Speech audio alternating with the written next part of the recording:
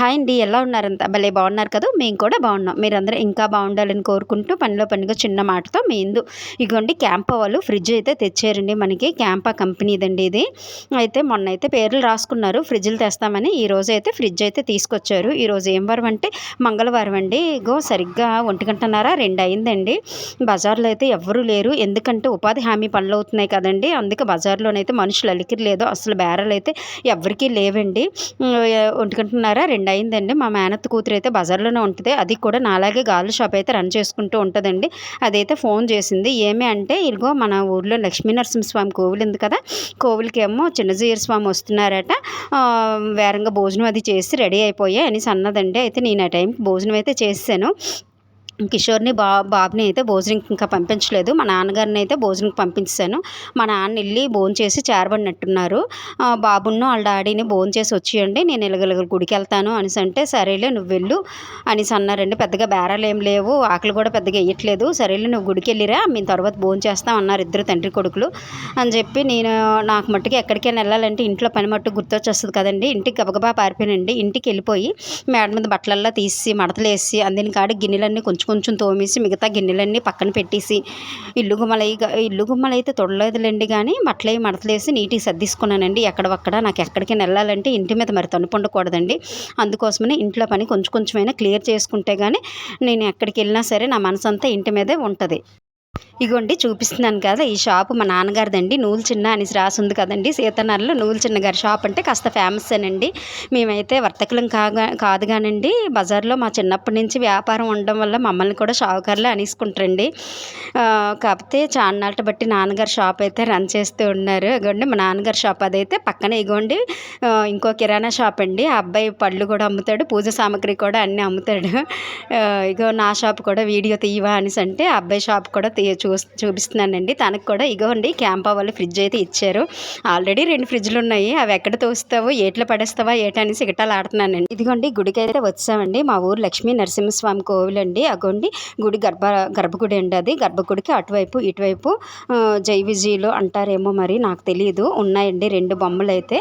అగోండి అందరం అయితే బయటన కూర్చున్నాం. కొంతమందికి మాత్రమే తెలిసిందండి చిన్నజీయర స్వామి వస్తున్నారనేసి. అందరికీ తెలియలేదు. అందుకే కొంచెం మందమే హాజరయ్యామండి. అగోండి మాతో పాటు కొంచెం కొంచెం మంది ఉన్నారు. అయితే వీడియో అయితే చూడండి గజిబిజిగా తీసేస్తున్నాను.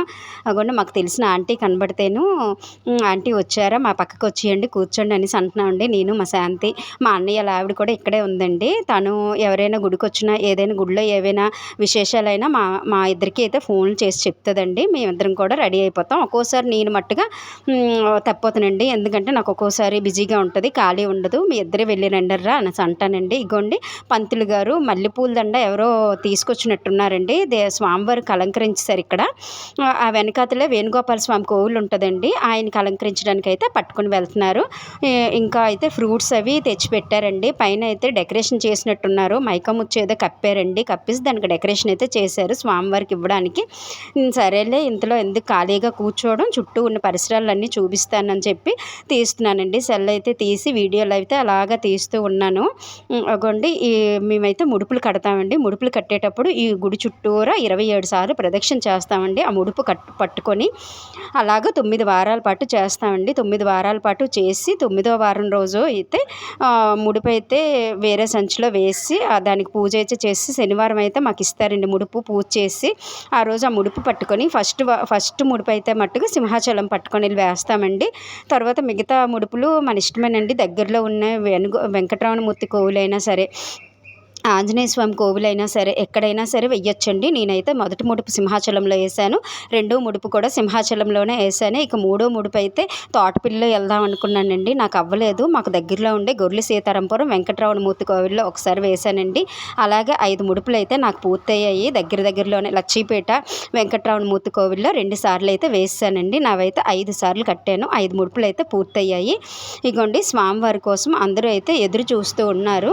ఇక పెద్ద స్వామి పెద్ద పంతులు గారు ఉన్నారండి. ఆయన అయితే మట్టుగా కొంచెం మా అందరికీ ప్రవచనం లాంటిది ఏదో చెప్తున్నారు. మేమందరం కూడా ఇగోండి ఈ రేక్ కింద నిలబడైతే చూస్తూ ఉన్నాము స్వామివారి కోసం. అయితే చిన్నజీయర్ స్వామి గారు ఇది వరకు కూడా ఒకసారి వచ్చారండి ఈ గుడికి. అప్పుడైతే వేణుగోపాల స్వామి కోవిలు మాత్రమే ఉండేదండి ఈ ఊళ్ళో. అయితే వేణుగోపాల స్వామి కోవిలు వెనకాతలే లక్ష్మీ నరసింహస్వామి కోవిలు కట్టండి, ఈ గుడి ప్రాశస్త్యం పెరుగుతుంది అని చెప్పారండి. అయితే అప్పుడు మొదలుపెట్టారండి ఈ గుడిని. మొదలుపెట్టి త్వరగానే కట్టేశారు. కట్టేసిన తర్వాత ఏమండి మీరు చెప్తే నమ్మరు కానీ మేము 10th క్లాస్ చదువుకునేటప్పుడైతే ఈ వేణుగోపాల స్వామి కోవిలికి రావడానికి చాలా భయం అయితే వేసేదండి. ఎందుకంటే ఈ వేణుగోపాల స్వామి కోవిలికి అప్పుడైతే పంతులు గారు ఉండేవారు కాదండి. అయితే అది అలాగ భూమిలో కూరుకుపోయినట్టుగా వెళ్ళిపోయిందండి. అటువైపు ఇటువైపు పెద్ద పెద్ద చెట్లు మొలిసి అయితే వెళ్ళడానికి కూడా మాకు చాలా భయం వేసేది. ఎప్పుడో పుట్టినరోజులకు గట్ట అయితే గుడికి కనీసం వెళ్ళి కొబ్బరికాయ కొట్టుకోవాలన్నా చాలా భయం వేసేదండి. అయితే అప్పటికి పంతులు గారు అయితే ఎవరు లేరు. కొన్ని రోజులకైతే ఈ గుడికి ఒక పంతులు గారిని అయితే తీసుకొని వచ్చారండి. మా ఊరి పెద్దవాళ్ళే అండి ఆయన తీసుకొని వచ్చి ఈ గుడి ఆలనా పాలన మీరు చూసుకోండి. ఇక అప్పటి నుంచి అండి ఈ గుడికి దశే మారిపోయిందండి. పూర్తి క్లీన్ చేశారండి. చాలా నీట్గా చేశారు గుడి ప్రాంగణం అంతా కూడాను. ఆ తర్వాత లక్ష్మీ నరసింహస్వామి కోవిలు కట్టిన తర్వాత ఇంకా ఇంప్రూవ్ అయిపోయిందండి. కొత్తలో అయితే ఇంకా పెద్ద పంతులు గారు వాళ్ళ అబ్బాయి కోసమని ఫస్ట్ ముడుపు అయితే కట్టారండి. వాళ్ళ అబ్బాయికి అయితే 9 సంవత్సరాలు పిల్లలు లేరు. పిల్లలు లేకపోతే ముడుపు కట్టిన తర్వాత ఒక ఆడపిల్ల అయితే పుట్టిందండి. ఆ తర్వాత అలాగా కొంచెం మందికి అందరికీ తెలిసిందండి ముడుపు కడితే అనుకున్న కోరికలన్నీ నెరవేరుతున్నాయని అందరికీ తెలిసింది. ఇంకా చాలామంది జనాలండి విపరీతంగా వస్తూనే ఉంటారు. వారం అయితే మా సీతనారం ఖాళీ ఉండదండి. ఒకప్పుడు ఎలాగున్న గుడి ఇప్పుడు ఇంతగా మారిపోయిందంటే మాకు కూడా నమ్మశక్యంగా ఉండదండి. అంతగా మారిపోయింది, చాలా ఇంప్రూవ్ అయిపోయిందండి. ఈ గుడిని చూస్తుంటే ఒక తిరుపతిలాగే అనిపిస్తుంది మాకు. ఒకప్పుడు అయితే ఈ దరిదాపుల్లోకి కూడా రావడానికి భయపడిపోయేవాళ్ళమండి మేము. అంత భయంకరంగా ఉండేది ఈ ప్లేస్ అంతా. అలాంటిది ఇప్పుడు చుట్టూరా ఇల్లులు, విపరీతమైన జనం చూస్తుంటే మాకు కూడా చాలా ఆనందం వేస్తుందండి. ఈ ఊరు ఈ వాతావరణం ఇలా అంతా మారిపోయినందుకు చాలా సంతోషంగా ఉంటుందండి. చాలామంది ముడుపులు కడుతూ ఉంటారు. దూరం నుంచి కూడా వస్తుంటారండి. వారం కూడా గుడి అంతా నిండిపోద్దండి. ఈరోజు అయితే చిన్నజీయర్ స్వామి గారు వచ్చారండి పార్తీపురం ప్రవచనాలు చెప్పడానికి వెళ్తూ. ఇంకోండి ఇక్కడికైతే ఆగి సీతారామన్ గుడికి అయితే వచ్చారండి. చాలామంది అగోండి గురువుగారు వస్తారు. వచ్చిన వెంటనే అందరూ శ్రీమన్నారాయణ అని సన్నమన్నారండి. అందరు నోరు కన్నా నా నోరే గట్టిగా అనిపిస్తుందండి. అక్కడ అందరూ జై శ్రీమన్నారాయణ అంటుంటే నేను అసలు ఊపిరే తీయకుంటున్నానండి జై శ్రీమన్నారాయణ అని మాటకి. అగోండి అయితే ఒక 10 నిమిషాలు అయితే గుడిలోనే ఉన్నారండి. అంతకన్నా ఎక్కువ సమయం అయితే లేరు. స్వామివారు బయలుదేరే సమయానికైతే విపరీతమైన గాలి వాన లెగిసిపోయిందండి. అయినా కూడా చాలామంది బయటకు వచ్చి అందరూ కూడా నిలబడ్డారండి. అయితే కాసేపు అయినా భక్త ప్రహ్లాద భక్తి గురించి చెప్పారండి. ప్రతి ఒక్కరు కూడా భక్తితో నిండాలి అని చెప్పారు.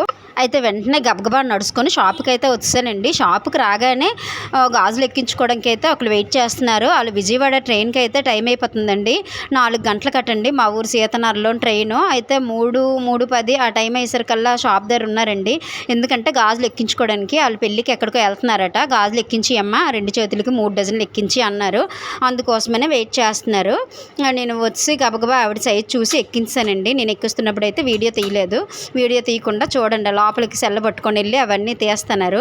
అయితే లోపలేమో సోడా మిషన్ కూడా ఉందండి. మాకు సోడాలు కూడా పడతాము. అగోండి ఇది అప్పుడు సోడా మిషన్ కాదండి. దగ్గర 45 సంవత్సరాలు అవుతుంది సోడా మిషన్. మా చిన్నత్తాల ఇంటి దగ్గర ఉండేది. అక్కడి నుంచి తీసుకుని వచ్చి ఇక్కడ వాడుతున్నామండి. యాసీకాలం కదా ఇంకా అవుతాయి బజార్లో సోడాలు అవని చెప్పి టైం చూసుకుని సోడాలు అవి కూడా పడుతుంటామండి. ఇది ఇలా వారసత్వం ప్రకారం వచ్చేస్తుందండి. మా చిన్నన్న పట్టేవారు. తర్వాత మా చిన్నన్నకు ఉద్యోగం వచ్చేయడంతో మా చిన్నమ్మాయి గారికి ఇచ్చాం. మా చిన్నమ్మాయి గారి దగ్గర నుంచి మళ్ళీ మా ఇంటికే తిరిగి వచ్చిందండి. చుట్టూ తిరిగి మా ఇంటికే వచ్చింది ఈ సోడా మిషను. అయితే సోడాలు అయితే మేము కూడా పడతామండి. ఇదిగోండి రుబ్బు మిషను. ఆ మధ్య టిఫిన్ షాప్ ఒకటి ఓపెన్ చేశాను. అదైతే ఈ మధ్య ఇగోండి గ్యాస్ బండ్ రాకపోవడం వల్ల ఆపేయాల్సి వచ్చింది. మళ్ళీ కొంచెం గ్యాస్ అది కొంచెం ఈజీగా వచ్చేస్తే మళ్ళీ స్టార్ట్ చేసుకుంటున్నాండి. ఏది వదలననేసి అంటారండి బజార్లో వాళ్ళందరూ. ఎవరేటన్నా సరే నాకు ఎలా నచ్చితే నేను అలాగే చేస్తూ ఉంటానండి. బిజినెస్లో తగ్గేది లేదండి. ఇటు గాల్ షాపు, అటు కిరాణా షాపు, టిఫిన్ షాపు ఇన్ని కూడా నడిపించొస్తూ ఉంటామండి. అగోండి చూడండి జీసస్ ఫోటో అయితే ఉంది అద్దం మీద. జీసస్ కూడా ఒకసారి దండం పెట్టిస్తూ ఉంటాను. అందరి దేవుళ్ళకి కూడా నేను దండం పెడుతూ ఉంటానండి.